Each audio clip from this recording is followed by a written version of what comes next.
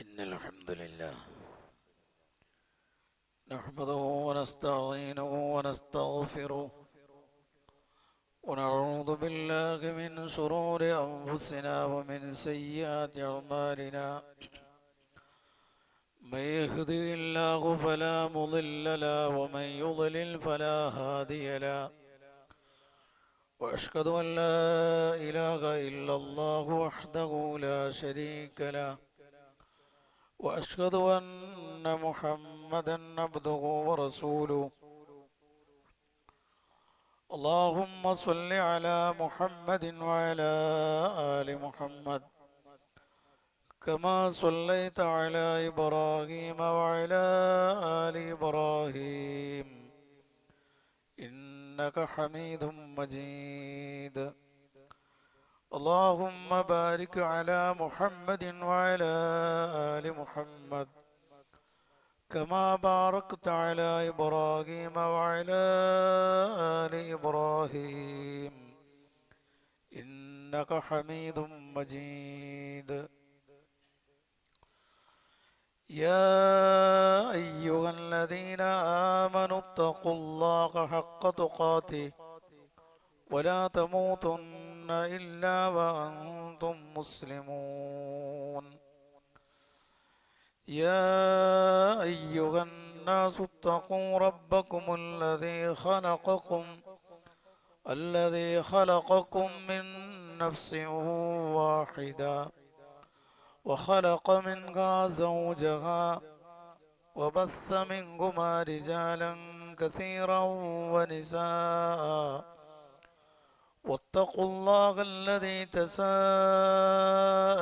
به والأرحام إن الله كان عليكم رقيبا يا أيها الذين آمنوا اتقوا الله وقولوا قولا سديدا يصلح لكم أعمالكم ويغفر لكم ذنوبكم ومن يطع الله ورسوله فقد فاز فوزا عظيما أما بعد فإن أصدق الحديث كتاب الله وأحسن الهدي هدي محمد صلى الله عليه وسلم وشر الأمور محدثاتها وكل محدثة بدعة وكل بدعة ضلالة وكل ضلالة في النار أعوذ بالله السميع العليم من الشيطان الرجيم ولنذيقنهم من العذاب الأدنى دون العذاب الأكبر لعلهم يرجعون اتقوا الله عباد الله الله سبحانه وتعالى വിധി വിലക്കുകൾ ജീവിതത്തിലുടനീളം ശ്രദ്ധിക്കണം, പാലിക്കണമെന്ന് വളരെ ഗൗരവമായ ഭാഷയിൽ എല്ലാ ആളുകളെയും ഓർമ്മപ്പെടുത്തുന്നു, വസിയത്ത് ചെയ്യുന്നു. ഈ സഫുകളൊക്കെ ഒന്ന് ശരിയാക്കിയിരിക്കും.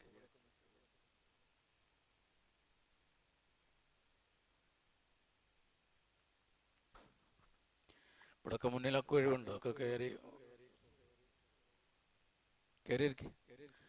വല്ല രോഗമൊക്കെ ഉള്ള ആളാണെങ്കിൽ ചാരിയിരിക്കാം, അല്ലാത്തവരൊക്കെ കയറിയിരിക്കാം.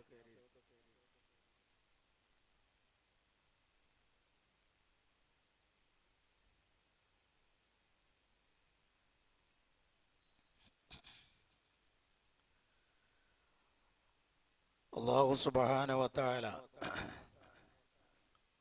അവൻ്റെ സൃഷ്ടികളോട് ഏറെ കരുണയുള്ളവനാണ്. അവൻ്റെ കണക്കാക്കാൻ കഴിയാത്ത കരുണയുടെ ഭാഗമാണ് ഒട്ടേറെ പ്രവാചകന്മാരെ ഈ ലോകത്തേക്ക് നിയോഗിച്ചത്. അവർ വഴിതെറ്റിപ്പോകാതിരിക്കാൻ വിശുദ്ധ പ്രമാണം അവതരിപ്പിക്കുകയും ആ പ്രമാണമനുസരിച്ച് എങ്ങനെ മനുഷ്യൻ ജീവിക്കണമെന്ന് പ്രായോഗികമായി കാണിച്ചു കൊടുക്കുവാൻ പറ്റിയ ഒരു പ്രവാചകനെയും അവസാനമായി അല്ലാഹു സുബ്ഹാനഹു വ തആല നിയോഗിച്ചിട്ടുണ്ട്. മുൻകാല പ്രവാചകന്മാർക്കില്ലാത്ത ഒരുപാട് ശ്രേഷ്ഠതകൾ മുഹമ്മദ് നബി സല്ലല്ലാഹു അലൈഹി വസല്ലമക്കും അവിടുത്തെ ഉമ്മത്തിനുമുണ്ട്. അല്ലാഹു സുബ്ഹാനഹു വ തആല നൽകിയ ഉത്ബോധനങ്ങളെ മനുഷ്യൻ അവഗണിക്കുകയും അതിൽ അശ്രദ്ധരാകുകയും അതിൽ നിന്ന് പുറംതിരിഞ്ഞു നിൽക്കുകയും ഒക്കെ ചെയ്യുമ്പോൾ അവന്റെ അധ്യാപനത്തിലേക്ക് അവരെ തിരിച്ചു കൊണ്ടുപോകാൻ പലവിധ പരീക്ഷണങ്ങളും മനുഷ്യൻ അല്ലാഹു തആല നൽകുകയും പരീക്ഷണങ്ങൾ അവരെ അനുഭവിപ്പിക്കുകയും ചെയ്യാറുണ്ട്. നാം ജീവിക്കുന്ന നമ്മുടെ ആയുസ്സിൽ തന്നെ എത്രയോ ദുരന്തങ്ങൾക്ക് നാം സാക്ഷികളായിട്ടുണ്ട്. കൊറോണയായാലും നിപ്പ പോലെയുള്ള പ്രശ്നങ്ങളായാലും പ്രളയമായാലും ഇങ്ങനെ പലവിധേനയുള്ള ദുരന്തങ്ങൾക്ക് പരീക്ഷണങ്ങൾക്ക് നാം സാക്ഷികളാകേണ്ടി വന്നിട്ടുണ്ട്. ഇത്തരം ദുരന്തങ്ങൾ സംഭവിക്കുമ്പോൾ അതിന് വ്യത്യസ്തമായ കാഴ്ചപ്പാടുകളിലൂടെ കാണുന്ന ആളുകളുണ്ടാകും. ചില ആളുകളെല്ലാം അതിൻ്റെ ഭൗതികമായ കാരണങ്ങൾ അന്വേഷിച്ചു പോകുന്നവരുണ്ട്. അതിൻ്റെ ഭൂമിശാസ്ത്രപരമായ അതിൻ്റെ കാരണങ്ങൾ പരതിപ്പോകുന്ന ആളുകളുണ്ട്. എത്രമേൽ ദുരന്തം സംഭവിച്ചാലും അതൊന്നും തൻ്റെ മനസ്സിനെ ബാധിക്കാത്ത ശിലാഹൃദയരായ ആളുകളുണ്ട്. കല്ലിനെ പോലും വെല്ലുന്ന മനസ്സിന്റെ ഉടമകളുണ്ട്. വേറെ ചിലർ ഇത്തരം ദുരന്ത സന്ദർഭങ്ങളിൽ മതവിശ്വാസികളെ കുറ്റപ്പെടുത്താനും അവരുടെ നിരീശ്വര നിർമ്മിത വാദത്തിലേക്ക് മനുഷ്യനെ കൊണ്ടുപോകുവാനും ശ്രമിക്കുന്ന ആളുകളുണ്ട്. പ്രത്യേകിച്ച് ഇസ്ലാം മത വിശ്വാസികളെയും ഇസ്ലാമിന്റെ അധ്യാപനങ്ങളെയും വിമർശിക്കുവാൻ ഇത്തരം സന്ദർഭങ്ങൾ ഉപയോഗപ്പെടുത്തുന്നവരുണ്ട്. നമ്മുടെ വിശ്വാസത്തിന് നേരെ സകലമാന വിമർശനങ്ങളുടെയും കുന്തമുനകൾ തിരിച്ചു വെക്കുന്ന ആളുകളുണ്ട്. ഈ സന്ദർഭത്തിൽ ഒരു റബ്ബുണ്ടെന്ന് വിശ്വസിക്കുന്ന നിങ്ങൾ, ഈ ലോകത്തിന്റെ മുദബ്ബിറായ ഒരു റബ്ബുണ്ടെന്ന് പറയുന്ന നിങ്ങൾ, ആ മുദബ്ബിർ എവിടെ പോയി എന്നതിന് ഉത്തരം പറയാൻ ബാധ്യസ്ഥരാണ് എന്ന് പറയുന്ന ആളുകളുണ്ട്. ഒരു വിശ്വാസിയെ സംബന്ധിച്ചിടത്തോളം ഇത്തരം വിമർശനങ്ങളെ അതിനർഹിക്കുന്ന അവഗണനയോടുകൂടെ കാണുന്നതോടൊപ്പം പ്രകൃതിപരമായ ശാസ്ത്രീയമായ കാരണങ്ങൾ പറയുന്നതിനെ അവഗണിക്കാതെ അതിനപ്പുറം ഇതിന്റെ പിന്നിൽ ഒരു വിശ്വാസിക്ക് എന്ത് പഠിക്കാനുണ്ട്, അവൻ എന്താണ് ശ്രദ്ധിക്കേണ്ടത് എന്നതായിരിക്കണം ശരിയായ വിശ്വാസിയുടെ അടയാളവും ലക്ഷണവും. റസൂലുള്ളാഹി സ്വല്ലല്ലാഹു അലൈഹി വസല്ലമയുടെ ജീവിതത്തിൽ എല്ലാ മേഖലകളിൽ നമുക്ക് മാതൃകയുള്ളതുപോലെ ഇത്തരം കാര്യങ്ങൾ സംഭവിക്കുമ്പോൾ എന്തായിരിക്കണം ഒരു വിശ്വാസി എന്നതിൻ്റെ കുറ്റമറ്റ മാതൃകകൾ, അധ്യാപനങ്ങൾ, എന്ത് ചെയ്യണം എന്നതിനെ സംബന്ധിച്ചുള്ള ശരിയായ ഉപദേശങ്ങൾ റസൂലുള്ളാഹി സ്വല്ലല്ലാഹു അലൈഹി വസല്ലമയുടെ വചനത്തിൽ നമുക്ക് കാണാം. ഒന്നാമതായി റസൂലുള്ളാഹി സ്വല്ലല്ലാഹു അലൈഹി വസല്ലം ഇത്തരം സന്ദർഭങ്ങളിൽ അല്ലെങ്കിൽ സമാനമായ സന്ദർഭങ്ങളിൽ റസൂലുള്ളാഹി സ്വല്ലല്ലാഹു അലൈഹി വസല്ലമ അള്ളാഹുവിലേക്ക് കൂടുതൽ അടുക്കാൻ നമ്മെ പ്രേരിപ്പിക്കുന്നു. റസൂലുള്ളാഹി സ്വല്ലല്ലാഹു അലൈഹി വസല്ലമയുടെ കാലത്ത് ഗ്രഹണമുണ്ടായപ്പോൾ പോലും റസൂലുള്ളാഹി സ്വല്ലല്ലാഹു അലൈഹി വസല്ലമ തൻ്റെ അനുചരന്മാരെ ബോധ്യപ്പെടുത്തിയത് അള്ളാഹുവിലേക്ക് മടങ്ങാനാണ്. സൂര്യനും ചന്ദ്രനുമൊക്കെ അള്ളാഹുവിൻ്റെ ദൃഷ്ടാന്തങ്ങളിൽപ്പെട്ടതാണ്. അതിന് ഗ്രഹണം ബാധിക്കും, അതൊരു ദൃഷ്ടാന്തമാണ്. അത്തരം ദൃഷ്ടാന്തങ്ങൾ സംഭവിക്കുമ്പോൾ അള്ളാഹുവിലേക്ക് ഖേദിച്ചു മടങ്ങാൻ, അള്ളാഹുവിലേക്ക് കൂടുതൽ അടുക്കാൻ നിങ്ങൾ തയ്യാറാകണം എന്ന് പഠിപ്പിക്കുന്ന അധ്യാപനങ്ങൾ റസൂലുള്ളാഹി സ്വല്ലല്ലാഹു അലൈഹി വസല്ലമയുടെ ജീവിതത്തിൽ കാണാം. അത് മാത്രമല്ല, ആയിഷ റളിയല്ലാഹു അൻഹ പറയുകയാണ്, ആകാശത്ത് മേഘം ഉരുണ്ടുകൂടുമ്പോൾ എല്ലാ ആളുകളും ഒരു മഴ ലഭിക്കുന്നതിൽ സന്തുഷ്ടരായി നിൽക്കുന്ന വേളയിൽ റസൂലുള്ളാഹി സ്വല്ലല്ലാഹു അലൈഹി വസല്ലമ അസ്വസ്ഥപ്പെടാറാണ്. അവിടുന്ന് ദുഃഖം അല്ലെങ്കിൽ അസ്വസ്ഥത അവരുടെ മുഖത്ത് പ്രകടമാകാറാണ്. ആയിഷ റളിയല്ലാഹു അൻഹ റസൂലുള്ളാഹി സ്വല്ലല്ലാഹു അലൈഹി വസല്ലമയോട് ചോദിക്കുന്നു, അല്ലാഹുവിന്റെ ദൂതരെ, സകല ആളുകളും ഒരു മഴ ലഭിക്കുവാനുള്ള, അത് കിട്ടുന്നതിലുള്ള പ്രതീക്ഷയിലും സന്തോഷത്തിലും കഴിയുന്ന ഈ ഒരു വേളയിൽ താങ്കൾ മാത്രം എന്താണ് ഇങ്ങനെ ദുഃഖിതനായിരിക്കുന്നത്? എന്താണ് താങ്കളുടെ മുഖത്ത് വേജാറ് പ്രകടമാകാനുള്ള കാരണം എന്ന് ചോദിക്കുമ്പോൾ അവിടെന്ന് പറയുന്നത്, പൂർവകാല സമൂഹങ്ങളെ പലരെയും അല്ലാഹു തആല മഴക്കെടുതി കൊണ്ട് നശിപ്പിച്ചിട്ടുണ്ട്. അള്ളാഹുവിന്റെ ശിക്ഷയെങ്ങാനും ആ മേഘത്തിൽ ഒളിഞ്ഞിരിപ്പുണ്ടാവില്ല എന്ന് ഉറപ്പ് നൽകാൻ ആർക്കാണ് സാധിക്കുക? അത് അള്ളാഹുവിന്റെ ശിക്ഷയല്ല എന്ന് ഉറപ്പ് നൽകാൻ ആർക്ക് സാധിക്കുമെന്ന് പറഞ്ഞ് റസൂലുള്ളാഹി സ്വല്ലല്ലാഹു അലൈഹി വസല്ലമ താൻ ദുഃഖം, താൻ ബേജാറാകുന്നതിന്റെ കാരണം ബോധ്യപ്പെടുത്തിയതായി സ്വഹിയായ സംഭവങ്ങളിൽ നമുക്ക് വായിക്കാൻ സാധിക്കും. ഒരു വിശ്വാസിയെ സംബന്ധിച്ചിടത്തോളം അത് തന്നെയാണ് ശ്രദ്ധിക്കേണ്ടത്. അല്ലാഹു സുബ്ഹാനഹു വ തആല മനുഷ്യരെ പരീക്ഷിക്കുവാനും അവരെ അവന്റെ മാർഗത്തിലേക്ക് തന്നെ തിരിച്ചു കൊണ്ടുപോകുവാനും നാം ഇന്ന് കണ്ടുകൊണ്ടിരിക്കുന്ന, നാം ഇന്ന് വായിച്ചു കൊണ്ടിരിക്കുന്ന ദുരന്തത്തിൽ നിന്ന്, അതുപോലുള്ള ദുരന്തങ്ങളിൽ നിന്ന് നമുക്ക് അങ്ങനെയുള്ള പാഠങ്ങൾ ഉണ്ട്, പഠിക്കാനുണ്ട്. മനുഷ്യന്റെ അവസ്ഥയാണ് മറ്റൊന്ന് ബോധ്യപ്പെടുത്തുന്നത്. അവൻ എത്രമേൽ പുരോഗതി കൈവരിച്ചാലും, അവൻ പുരോഗതിയുടെ ഉച്ചയെ പ്രാപിച്ചാലും ശരി, അവൻ നിസ്സാരനാണ്, നിസ്സഹായനാണ്.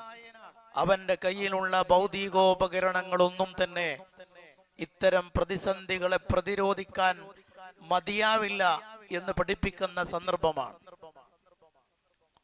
ഞൊടിയിടയിലാണല്ലോ മനുഷ്യന്റെ ഒരു പുരുഷായുസ് കൊണ്ട് അവൻ തുന്നിച്ചേർത്ത് അവന്റെ സകലമാന വിലപ്പെട്ടതെല്ലാം, വിലപ്പെട്ട സ്വത്തും മക്കളും കുടുംബവും എല്ലാം നഷ്ടപ്പെട്ടു പോകുന്നത്.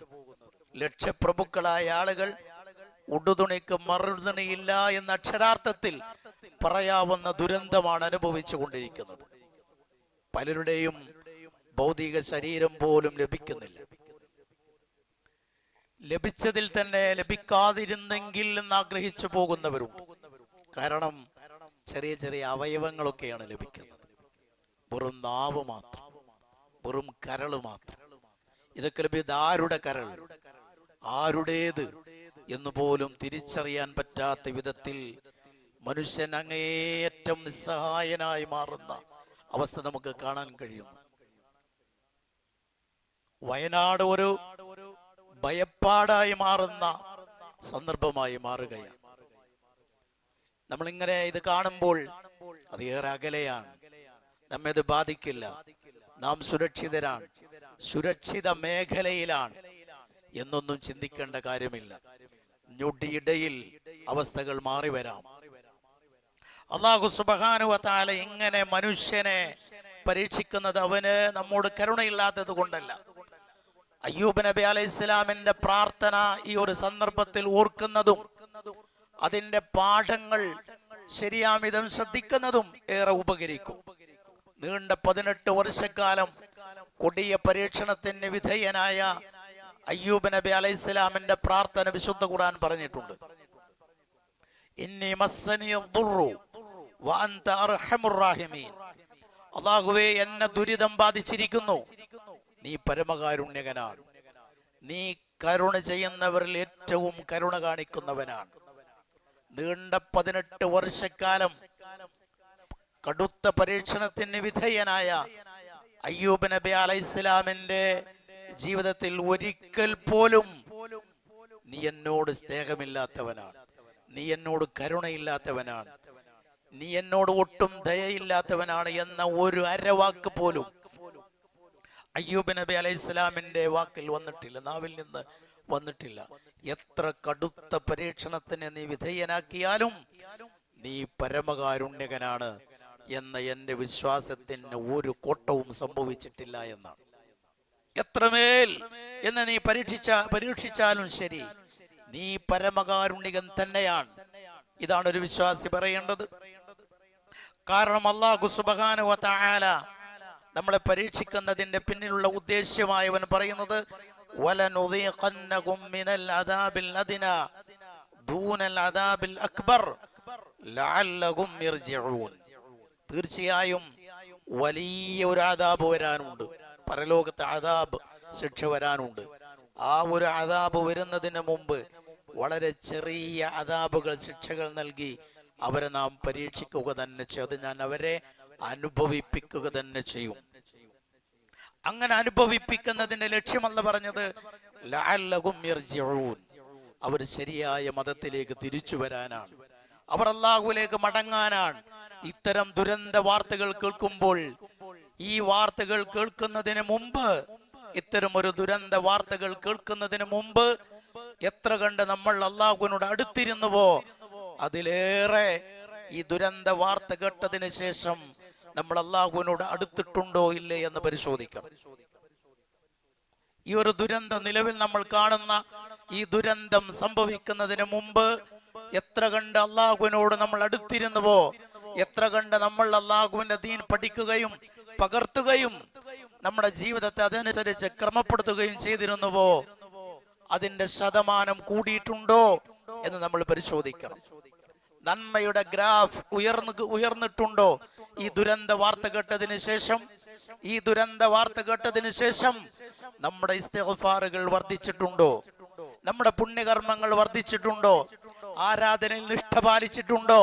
അല്ലാഹുവിനോട് കൂടുതൽ മനമുരുകി പ്രാർത്ഥിച്ചിട്ടുണ്ടോ? ഇതൊക്കെയാണ് നമ്മൾ ചിന്തിക്കേണ്ടത്. ഇല്ല എങ്കിൽ നമ്മുടെ മനസ്സ് ചികിത്സ അർഹിക്കുന്ന മാരകമായ രോഗത്തിന് അടിമപ്പെട്ടിരിക്കുന്നു. മഹാനായ ഹസനുൽ ബസ്രി റഹിമഹുല്ലയോട് ഒരാൾ വന്നിട്ട് പറയാണ്, എനിക്ക് ഹൃദയകാഠിന്യം അനുഭവപ്പെടുന്നു, എന്താണ് അതിന് പരിഹാരം? അദ്ദേഹം പറഞ്ഞത്, നീ അത് ദിക്ർ കൊണ്ട് നീ അതിനെ ഉരുക്കിക്കളയണം. ഹൃദയകാഠിന്യത്തെ ദിക്ർ കൊണ്ട് ഉരുക്കിക്കളയണം. ഏറ്റവും ആഴമായ ദിക്ർ എന്ന് പറയുന്നത് വിശുദ്ധ ഖുർആനാണ്. ആ വിശുദ്ധ ഖുർആന്റെ പാരായണമാണ്, അതിന്റെ പഠനമാണ്. ഈ ദുരന്ത വാർത്ത കേട്ടതിന് ശേഷം ഖുർആനുമായുള്ള ബന്ധം നമുക്ക് കൂടുതലാകേണ്ടതാണ്. ഖുർആൻ പാരായണവും അതിന്റെ അർത്ഥ പഠനവും അതുകൊണ്ട് അത് നിരന്തരമായി അതിനെക്കുറിച്ച് അതുമായുള്ള ബന്ധം സുദൃഢമാക്കുന്നതിന്റെയും സന്ദർഭങ്ങളാണ്. എത്ര കണ്ടത് ഉണ്ടായിട്ടുണ്ട് എന്ന് നമ്മൾ ആലോചിക്കേണ്ടതാണ്. അതായിരിക്കണം ഇത്തരം സംഭവങ്ങൾ ഉണ്ടാകുമ്പോൾ നമ്മെ ചിന്തിപ്പിക്കുകയും നമ്മുടെ ജീവിതത്തിൽ അതുണ്ടാക്കുന്ന സ്വാധീനവും അതായിരിക്കണം. റസൂലുള്ളാഹി സ്വല്ലല്ലാഹു അലൈഹി വസല്ലമയുടെ വചനങ്ങൾ പരിശോധിച്ചാൽ നമുക്ക് കാണാം, ഭൂമുഖത്തുണ്ടാകുന്ന സകലമാന ദുരന്തങ്ങളും എല്ലാ മുസീബത്തുകളും അത് മനുഷ്യന്റെ പാപഫലമായിട്ടാണ് സംഭവിക്കുന്നത് എന്ന് വിശുദ്ധ ഖുർആനിലെ വചനങ്ങൾ ഉദ്ധരിച്ചുകൊണ്ട് റസൂലുള്ളാഹി സ്വല്ലല്ലാഹു അലൈഹി വസല്ലം നമ്മെ പഠിപ്പിച്ചിട്ടുണ്ട്. വമാ അസ്വാബ മിൻ മുസീബത്തിൻ ഫബിമാ കസബത് ഐദീകും വയഅഫു അൻ കസീർ. നിങ്ങൾ നിങ്ങളുടെ കരങ്ങൾ സമ്പാദിച്ചത് കൊണ്ട് അത് കാരണമായിട്ടാണ് എല്ലാവിധ മുസീബത്തുകളും ഉണ്ടാകുന്നത്. ഒട്ടുമിക്ക കാര്യങ്ങളും അല്ലാഹു തആല നിങ്ങൾക്ക് മാപ്പ് നൽകുന്നു. മനുഷ്യൻ ചെയ്യുന്ന തെറ്റുകൾക്ക് അപ്പോൾ അല്ലാഹു തആല ശിക്ഷ നൽകുകയാണ് എങ്കിൽ ഒരു ജന്തു പോലും ഈ ഭൂമുഖത്തുണ്ടാവില്ല എന്നും അല്ലാഹു തആല പറയുന്നു. വലൗ യുആഖിദുല്ലാഹു الناس ബിദുൽമിഹിം മാ തറക അലൈഹാ മിൻ ദാബ്ബ. മനുഷ്യർ ചെയ്യുന്ന ദുൽമ കാരണം മനുഷ്യരെ നാം പിടികൂടി ശിക്ഷിച്ചിരുന്നുവെങ്കിൽ ഭൂമുഖത്ത് ഒരു ജന്തുവിനെ പോലും അവൻ ബാക്കി വെക്കില്ല. എന്ന് പറഞ്ഞാൽ തെറ്റുകൾ ചെയ്യാത്തവരാണ് ജന്തുക്കൾ. അവിടെ ലോകത്ത് തെറ്റെന്ന് പറയുന്നത്, പാപം എന്ന് പറയുന്ന ഒന്നില്ല. അവർ ഇര പിടിക്കാനാണ് കൊല്ലുന്നത്, പാപമല്ല. അവർ ലോകത്ത് പാപം എന്ന് പറയുന്നത് ഇല്ല. എങ്കിലും മനുഷ്യൻ ചെയ്യുന്ന പാപത്തിന്റെ ദുരന്തം ജന്തുക്കൾ പോലും അനുഭവിക്കേണ്ടി വരും. മനുഷ്യർ ചെയ്യുന്ന പാപത്തിന്റെ ദുരന്തം, അതിന്റെ മുസീബത്ത് ജന്തുലോകത്ത് വരെ ഉണ്ടാകും. മഹാരഥന്മാരായ സ്വഹാബാ കിറാമിൽ നിന്നുള്ള ചില വചനങ്ങളിൽ നമുക്ക് കാണാം. ദിവസങ്ങൾ പറന്നെത്തി തനിക്ക് കുടിക്കുവാനുള്ള വെള്ളം കണ്ടെത്താൻ കഴിയുന്ന ചില പക്ഷികളുണ്ട്.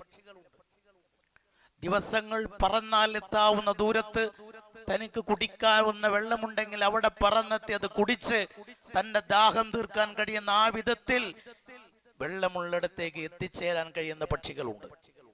ആ പക്ഷി പോലും ഒരിറ്റ് വെള്ളം കിട്ടാതെ ശോഷിച്ച് അവരുടെ കൂടുകളിൽ ചത്തൊടുങ്ങിപ്പോകും എന്ന് പറഞ്ഞിട്ടുണ്ട്. എന്താണ് അതിന് കാരണം? മനുഷ്യൻ ചെയ്ത പാപങ്ങളാണ്. മനുഷ്യകരങ്ങൾ പ്രവർത്തിച്ച പാപത്തിന്റെ ഫലമായി പക്ഷികൾക്ക് പോലും ഒരിറ്റ് വെള്ളം കിട്ടാത്ത വിധത്തിൽ അവ ചത്തൊടുങ്ങിപ്പോകുന്ന വിധത്തിലുള്ള മുസീബത്ത്. അങ്ങനെ ജലക്ഷാമം കൊണ്ടും ഇപ്പോഴനുഭവിക്കുന്ന വിധത്തിലുള്ള പരീക്ഷണങ്ങൾ കൊണ്ടുമൊക്കെ അല്ലാഹു സുബ്ഹാനഹു വ തആല മനുഷ്യനെ അല്ലാഹു തആല വിധേയനാക്കും.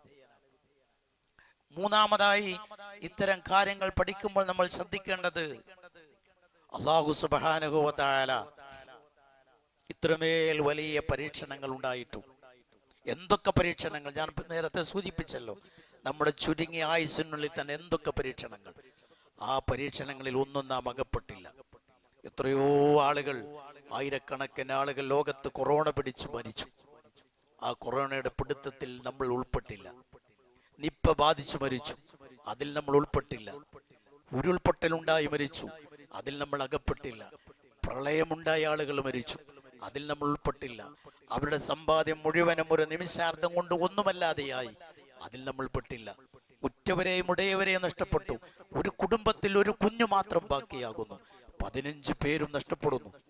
അതിൽ നമ്മുടെ മക്കളില്ല, നമ്മളില്ല. അല്ലാഹു സുബ്ഹാനഹു വ തആല അതിൽ നിന്നെല്ലാം നമുക്ക് സുരക്ഷയേകി, അമ്നേകി, നിർഭയത്വമേകി. ആ നിർഭയത്വം എന്ന് പറയുന്നത് വലിയ അനുഗ്രഹമാണ്. അത്രവേലുള്ള അനുഗ്രഹം ലഭിക്കുമ്പോൾ അതിന് കൃത്യമായി മനുഷ്യൻ നന്ദി കാണിക്കേണ്ടതുണ്ട്.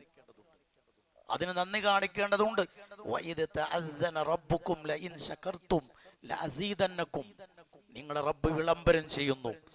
നിങ്ങൾ നന്ദി കാണിക്കുകയാണ് എങ്കിൽ അവൻ നിങ്ങൾക്ക് ഏറെ അനുഗ്രഹങ്ങൾ തരും.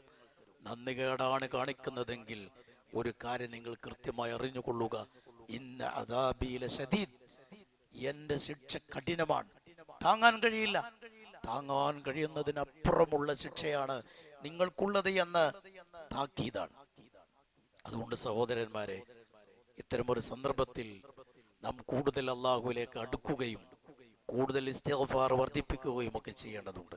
റസൂലുള്ളാഹി സ്വല്ലല്ലാഹു അലൈഹി വസല്ലം തന്നെ പഠിപ്പിച്ചിട്ടുണ്ട്, നമുക്ക് അല്ലാഹുവിന്റെ ശിക്ഷ വരാതിരിക്കുവാനുള്ള 2 കാര്യങ്ങളിൽ ഒന്ന് ഇസ്തിഗ്ഫാർ വർദ്ധിപ്പിക്കലാണ്.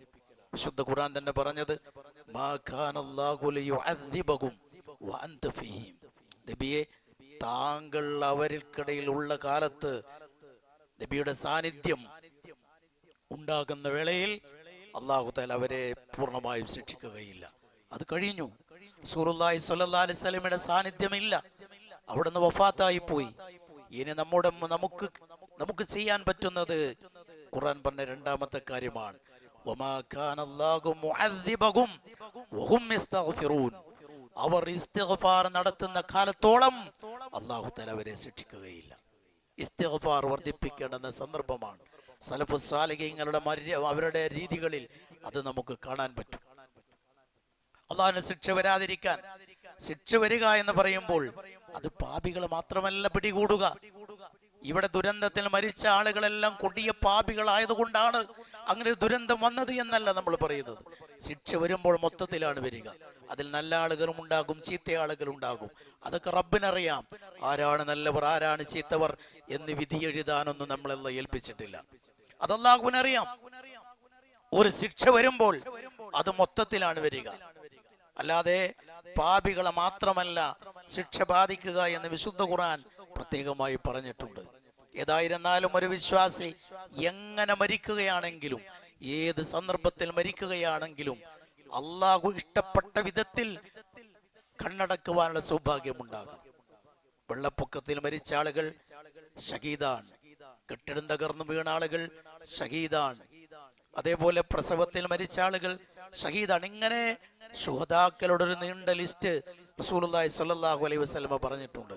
അല്ലാഹു സുബ്ഹാനഹു വ തആല ഈ ദുരന്തത്തിൽ പൊലിഞ്ഞുപോയ ആളുകൾക്ക് ആ പദവി എത്തിച്ചു കൊടുക്കുമാറാകട്ടെ എന്ന് ആത്മാർത്ഥമായി നമുക്ക് പ്രാർത്ഥിക്കാം.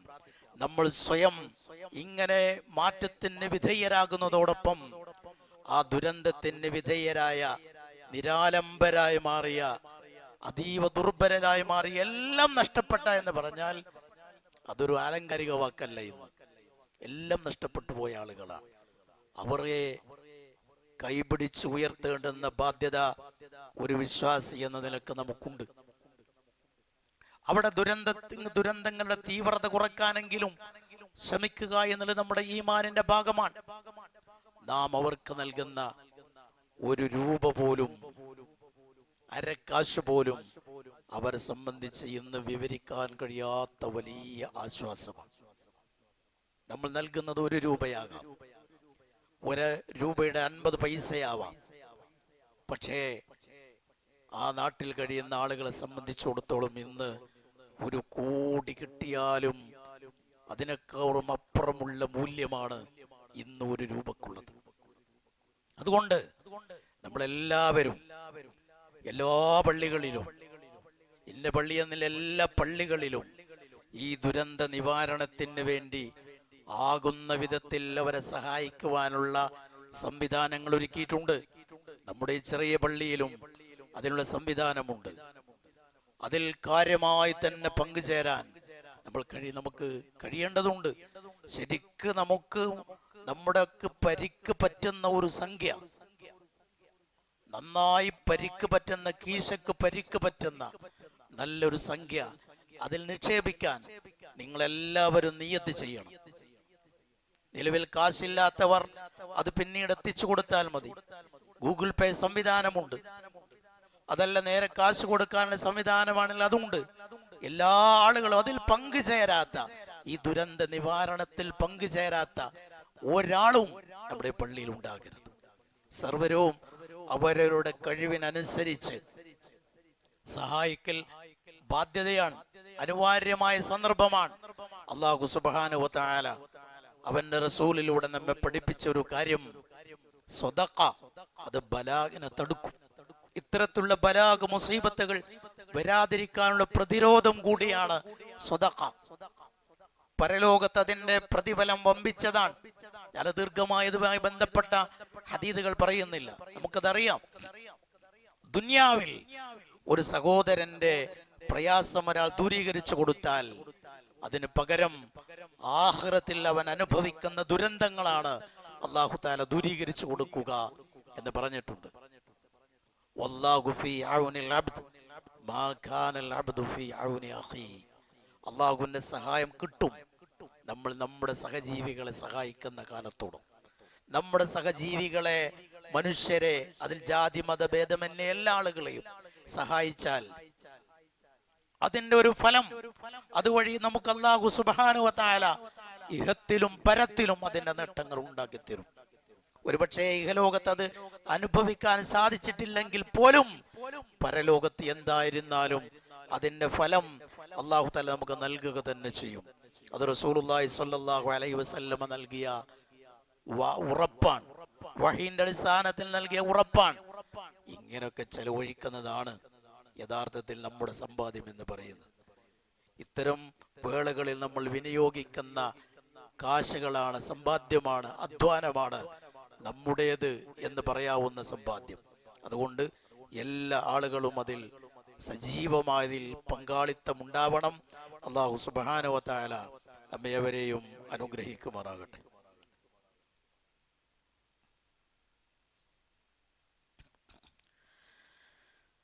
അൽഹംദുലില്ലാഹി റബ്ബിൽ ആലമീൻ വസ്സലാത്തു വസ്സലാമു അലാ തമ്മാനിൽ അക്മലാൻ വഅലാ ആലിഹി വസഹ്ബിഹി അജ്മഈൻ. അമ്മാ ബഅദ്. ഇത്തഖുല്ലാഹ ഇബാദല്ലാഹ്. അല്ലാഹുവിൻ്റെ വിധിവിലക്കലനുസരിച്ച് ജീവിക്കണമെന്ന് ഒരിക്കൽ കൂടി എല്ലാ ആളുകളെയും ഓർമ്മപ്പെടുത്തുന്നു, വസിയത്ത് ചെയ്യുന്നു. സഹോദരന്മാരെ, മഴ അത് കടുത്തതായി മാറുകയും അതുവഴി ഉണ്ടാകുന്ന പരീക്ഷണങ്ങൾ വർദ്ധിക്കുകയുമൊക്കെ ചെയ്യുന്ന സന്ദർഭത്തിൽ റസൂലുള്ളാഹി സ്വല്ലല്ലാഹു അലൈഹി വസല്ലമ നമ്മോട് പ്രാർത്ഥിക്കാൻ ആവശ്യപ്പെട്ടിട്ടുള്ള ധാരാളം പ്രാർത്ഥനകളുണ്ട്, ദീർഘമായ പ്രാർത്ഥനകളുണ്ട്. നമുക്ക് ഏവർക്കും ഒരു നിമിഷം കൊണ്ട് പഠിച്ചെടുക്കാവുന്ന പ്രാർത്ഥനകളുണ്ട്. അതിൽ ഇത് കേൾക്കുന്ന മാത്രയിലെ അറിയാത്ത ആളുകൾക്ക് പഠിച്ചെടുക്കാൻ പറ്റുന്ന ഒരു ചെറിയ പ്രാർത്ഥനയാണ് അല്ലാഹുമ്മ ഹവാലൈന വലാ അലൈന. അല്ലാഹുവേ, ഈ മഴ ഞങ്ങൾക്ക് ചുറ്റിലും വർഷിപ്പിക്കണമേ. ഞങ്ങളുടെ മേലല്ല, ഞങ്ങൾ മഴ വേണ്ട എന്നല്ല, മഴ നമുക്ക് ആവശ്യമാണ്. അത് അതിന്റെ ചുറ്റുഭാഗങ്ങൾ, ഞങ്ങളുടെ ചുറ്റുഭാഗങ്ങളിൽ ആ മഴ വർഷിപ്പിക്കണം, ഞങ്ങളുടെ മേലല്ല എന്ന് പ്രാർത്ഥിക്കണമെന്നാണ്. അല്ലാഹുമ്മ ഹവാലൈന വലാ അലൈന എന്ന് പ്രാർത്ഥിക്കണമെന്ന് റസൂലുള്ളാഹി സ്വല്ലല്ലാഹു അലൈഹി വസല്ലമ പഠിപ്പിച്ചിട്ടുണ്ട്. മഴ കൊണ്ട് പ്രയാസപ്പെട്ടപ്പോൾ റസൂലുള്ളാഹി സ്വല്ലല്ലാഹു അലൈഹി വസല്ലമയോട് നബി ഖുത്ബ നിർവഹിച്ചു കൊണ്ടിരിക്കെ ഒരു സ്വഹാബി വന്ന് മഴ കൊണ്ട് പ്രയാസപ്പെടുന്നു, അതുകൊണ്ട് മഴ ഒന്ന് നിലക്കാൻ പ്രാർത്ഥിക്കണമെന്ന് ആവശ്യപ്പെട്ട് റസൂലുള്ളാഹി പ്രാർത്ഥിച്ച ഉടനെ ആ മഴ നിലച്ചു പോയ സംഭവങ്ങൾ സ്വഹീഹ ഹദീസിൽ നമുക്ക് കാണാം. മഴ ലഭ്യമാകാതെ വരുമ്പോഴും പ്രാർത്ഥിക്കേണ്ടത് അല്ലാഹുവിനോടാണ്.